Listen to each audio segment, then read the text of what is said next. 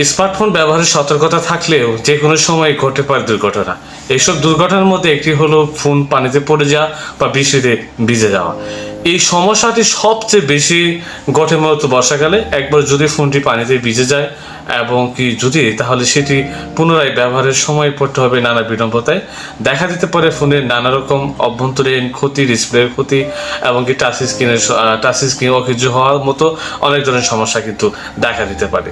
এইসব দুর্ঘটনা ঘটে তাৎক্ষণিক কিছু পদক্ষেপ যদি নিতে পারেন তাহলে রক্ষা পাবে আপনার প্রিয় মোবাইলটি। ব্যাটারি এবং সূক্ষ্ম ইলেকট্রনিক সার্কিটের উপস্থিতির কারণে মোবাইল ফোনে পানিতে পড়ে গেলে বেশ বিড়ম্বনা সম্মুখীন হতে হয়। তাই চলুন আমরা জেনে না যাক এমন অবস্থায় কি কি প্রয়োজনীয় পদক্ষেপ গ্রহণ করা যেতে পারে। যা করবেন, প্রথমে ফোনের ওপরটি মুছে নিতে হবে। পানিতে ডুবে যাওয়ার পর ফোন বন্ধ হয়ে গেলে তা অন হয় কিনা পরীক্ষা করতে হবে।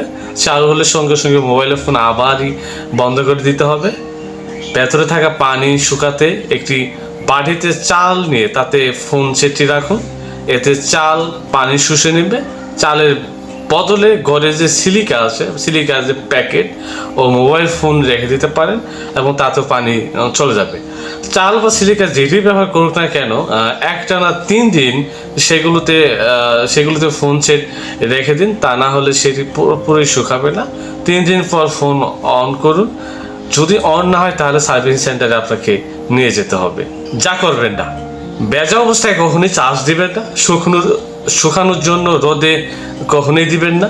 হেয়ার ড্রেসার দিয়ে কখনোই শুকাবেন না। পুরোপুরি না শুকিয়ে মোবাইল ফোন কখনোই চালু করবেন না কিংবা চার্জ করবেন না।